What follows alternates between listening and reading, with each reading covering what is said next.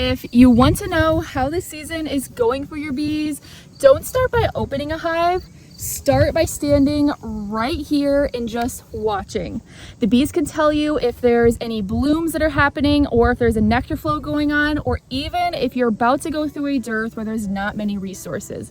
So today we're going to read the signs together and see what this year's forage was really like.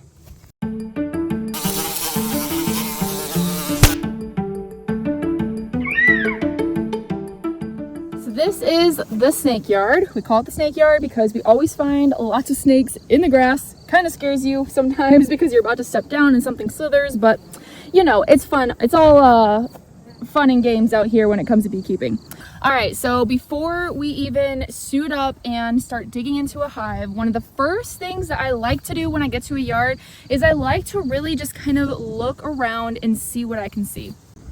One of the first things I like to look at, and please everybody don't hate on me. Yes, I know I have some grass all up on the landing board in these hives, but you know, we're trying our best. Time management is definitely, we're stretched as thin as we could possibly be right now. So, but the first thing I like to look at is to look at the landing board. Because one of the easiest ways to really read your hives is right here at the landing board where you see bees coming in and out and going. And just standing and watching and seeing if you can see any bees with pollen baskets coming in, or if they are not really buzzing correctly, if there's a lot of traffic, if there's not too much traffic. Bees coming and going in a steady stream usually means that there's plenty of forage nearby. Now, if you look a little bit closer, which I'm already seeing a lot with this hive in particular, look to see if you see any pollen baskets. I'm not seeing anything coming in this hive. Usually right now you'd be seeing like some bright yellow coming in, or you might be seeing like a paler cream colored, which would be like clover or Queen Anne's lace or even milkweed, depending on what's really blooming in your area. And if you notice that any of the bees coming in, I don't think any of these are really coming in with any sort of pollen right now, which would explain a lot of things that I'm noticing in these hives. Let's see. Let's go over here and check. Yeah, this is a good one right here. All right, so if you were to see any like soft lavender or grayish blue tint in their baskets, that's likely something like asters or like a smooth aster pollen. The color really tells a story about what flowers are available in the landscape. But if you see a sudden slowdown in traffic, so I'm not seeing a whole lot of traffic with these hives right now, which is about typical for this time of year. But when you see that sudden slowdown in traffic or bees returning with empty baskets, that's really your first clue that forage may be a little bit scarce. It doesn't necessarily mean that the colony is in trouble yet, but it's a warning to check the hive stores and consider supplemental feeding. And that is exactly what I'm out here to do today, because this yard in particular is struggling compared to all of the rest of my hives. I've noticed they're not building up as fast out here. They seem to have less bees compared to my other hives. And some of these still had a couple frames that they had to draw out. So we have been slamming them with feed and slamming them with pollen. Yes, I know that's not always the most ideal way to do things, but hey, this is year 6. We are still learning and growing, and every single year is a learning lesson. Otherwise, you stop growing. That is the thing about being a forever student. But we are putting on pollen so that it ramps up their brood nest in preparation for winter time, since we are rearing winter bees right now. And we're also feeding some syrup so that they have enough food to really build out their hive and start storing it, and also getting ready for winter, because these girls gotta have 80 to 90 pounds on each one of these. Even though we're sending to California this year, they still have to have 80 to 90 pounds so they can survive while they're sitting in a holding yard for 2.5 months. Now, it's also important to keep in mind that each one of these hives did get some mite treatment. They got formic, And typically what happens after Formic is the queen stops laying during the treatment for about a week to 10 days, and then she starts ramping back up again. But during that time, it's like the bees go into like a survival protect mode, and I usually notice they're not out flying as much. They're instead taking care of the hive, making sure it stays fanned so it doesn't get too hot, and they're also generally trying to make sure that the brood is all taken care of so that they're able to develop properly and are well fed. So I'm assuming that is probably what's going on in most of these hives right now. That's why I'm here to check on them to see what's going on. Yeah, I don't see any pollen coming in. But another thing that is really important to like the health of your colony is sitting here and listening. If you ever pop up like a chair and just sit in front of your hive, it is so peaceful. Maybe not directly in front because they might be like, hey, why are you in our flying path? But if you sit off to the side and just listen to their hum. Listening is just as powerful as watching, because the bees, they, you know, I might sound a little hippie-ish here, but they have a language and you can hear it if you actually pay attention. If you ever notice like a steady low hum, like I'm hearing right now in these hives, that means that they're doing their thing, they're content, and they're happy. Now, if you compare it to a hive that has like a very high-pitched frantic noise, this is how I knew that the pine yard had a very high mite count before I even checked in a mite wash. I could hear the buzzing. It made me stressed. They sounded stressed. Everything just felt stressful. And I think that might be why us as beekeepers, after we're dealing with like a bad hive, we start to get so sad, because like I think the frequency has an effect on us too, not just them. And so a stressed hive, really, you can tell, you can hear them when they're stressed. And honestly, even the subtle differences matter. You don't have to have fancy equipment to hear it. All you got to do is just stand there and listen. All right, so now let's take a step back and look at the environment in which our bees are in. And I have my handy dandy notepad to remind me what the pollen looks like from each flower that's currently blooming right now. Now, like I said, we didn't really see any pollen coming in on the bees, which tells me that they're not really collecting much at all right now. And yes, this is the Midwest Honeybee Expo, like little notepad, and Kasey and I will be there this year. It is the first weekend in February, so we really hope to see you there too. All right, so let's see what's blooming in just this yard alone. First thing that I noticed when I drove into this yard was we have bees all foraging all of this. And I was like, oh, there's some native pollinators too. I was like, I've never seen this plant before. What is this? So luckily iPhones have this handy dandy tool that when you take a picture of it, tells you what kind of plant it is. So that's exactly what I did. And I guess this is called horseweed. I'm seeing a lot of bees foraging on it, but from the looks of it, it has little tiny flowers if you look really closely. So I'm not really sure how much pollen or nectar it's going to provide. Probably not much at all, but I mean, I guess it's something for them to do while they're out and about. And then we still have the remnants of some knapweed here. This whole entire field, if you see like all of this like deadness right here, was knapweed for the bees. They were all over it.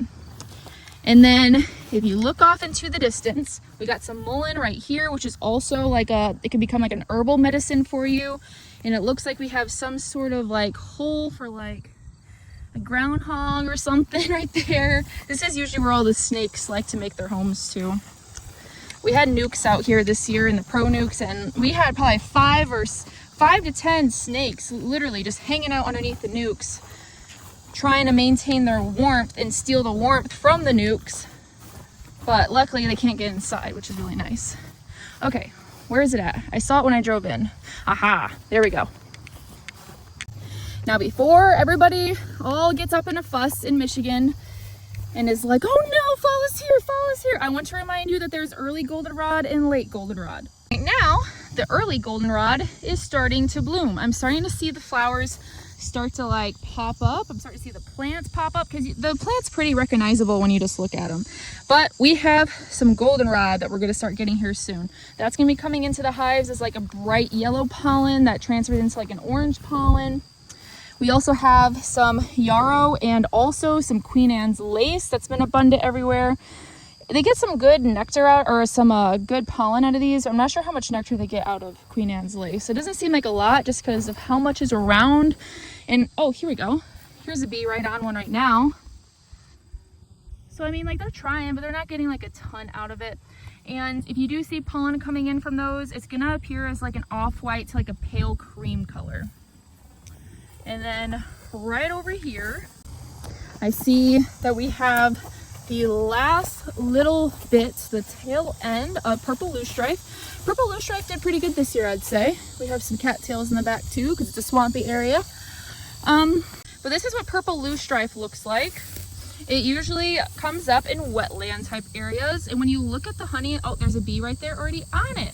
It's like I'm already thinking as if I'm our bees. I'm just following them. But it appears in your comb as like almost like an antifreeze color. It has like a neon green / yellow color, and it'll actually tint your comb a little bit towards the yellow side, especially if you're drawing out new comb. Usually it comes out as like super pure white, but when there's a purple loosestrife flow going on, it's going to be a little bit yellow, which is kind of neat. So we have quite a bit still blooming. Yeah, I can see some goldenrod starting to turn yellow right over there too. So yeah, we're getting close. I'd say we have about 2 weeks. 2 weeks and then it's go time. And after that, what you got is what you got. And then something else I didn't talk about is you also have like smooth asters. Those are going to appear in like a grayish blue to lavender color if they are coming up on your hive. And then you also have foxglove, which will be kind of like a bright yellow. A lot of the pollen is yellow, so it's kind of hard to differentiate.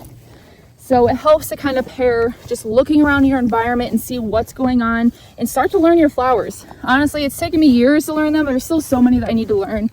But I like to take the time to just like pull over, take a picture of them, see exactly what kind of flower it is so that I'm kind of like in the loop with what our bees are seeing. And hey, I finally washed the bee suit. It's kind of white again. It's been on my list for a while to go to the laundromat and get it all washed, but it just, again, that time management thing. Woo! But yesterday, Kasey had a scare.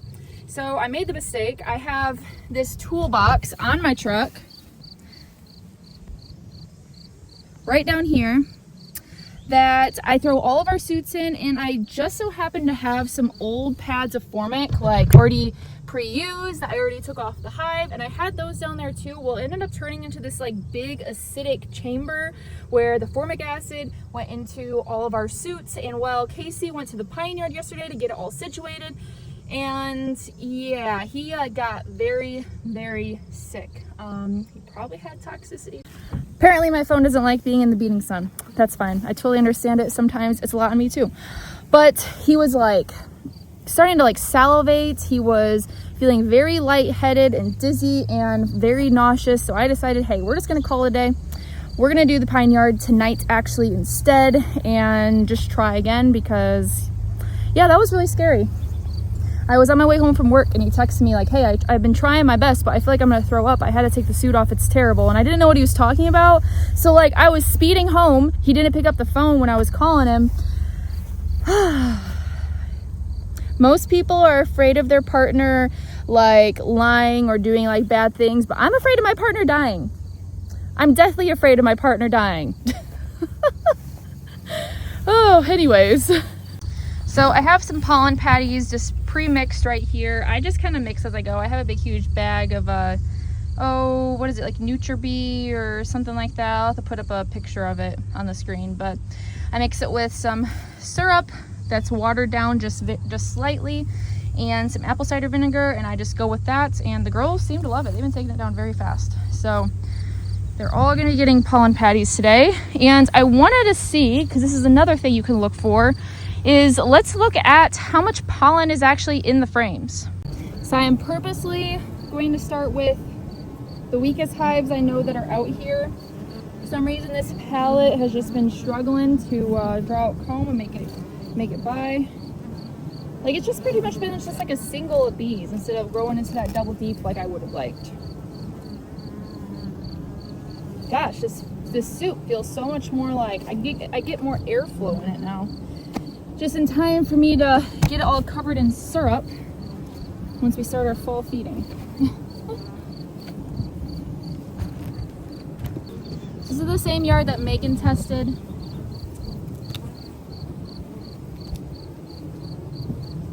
Well, it looks like they're doing pretty good. And we have one more frame they got to draw out. Like I said, I've been hammering the feed on them.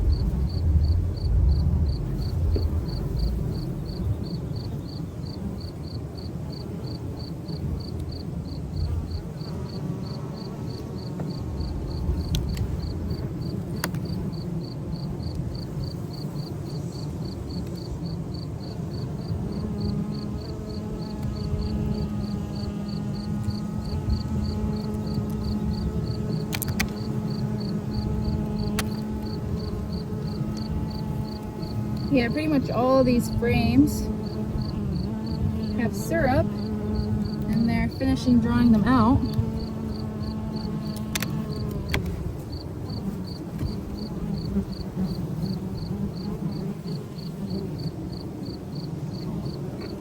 So let's go into the bottom brood box, because that will tell us, that is where they're going to have most of their pollen. Like I said, last I checked these, they didn't have much pollen to begin with.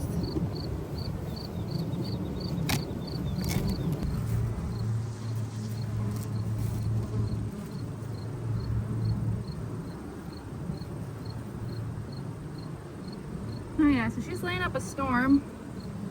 We have a little bit of pollen in there, if you can see that. Got some yellow, some creamy white, some brown pollen.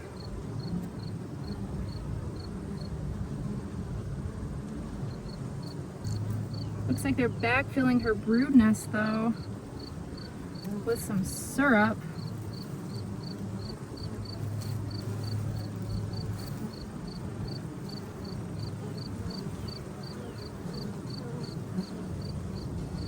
Got a little bit of pollen in there, not a ton. Just some kind of like scattered through. It's a nice brood pattern. She's already going back in and laying those up.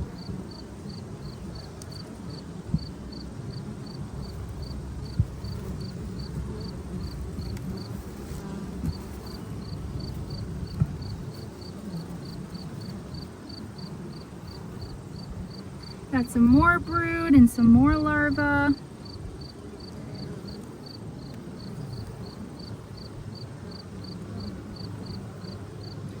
Like I said, nice brood pattern, and it's surrounded by some honey. Still not seeing a whole lot of pollen though, like I said. We're gonna be slamming pollen right now.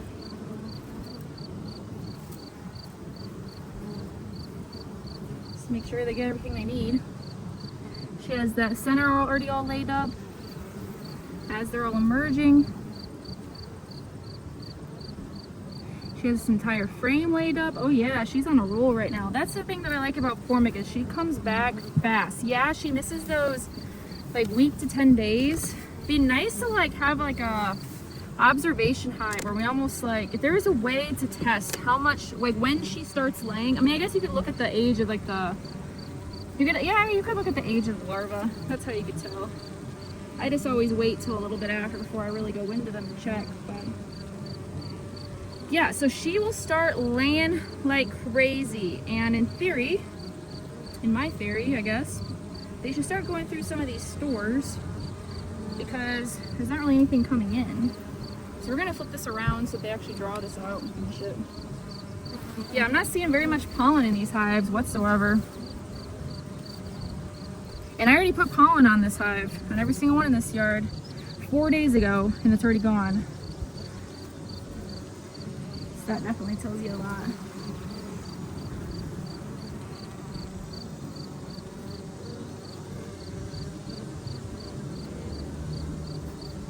Got a whole lot of larvae in here. Only a little bit of pollen, not really much. More larvae, more brood. Yeah, this hive's gonna explode. They're right on track for Goldenrod. It's just, like I said, they don't have a whole lot of pollen. And they really need some. Wonder if the Goldenrod will actually have a decent sized flow this year. In years past, we've only ever had pollen come off it, no nectar.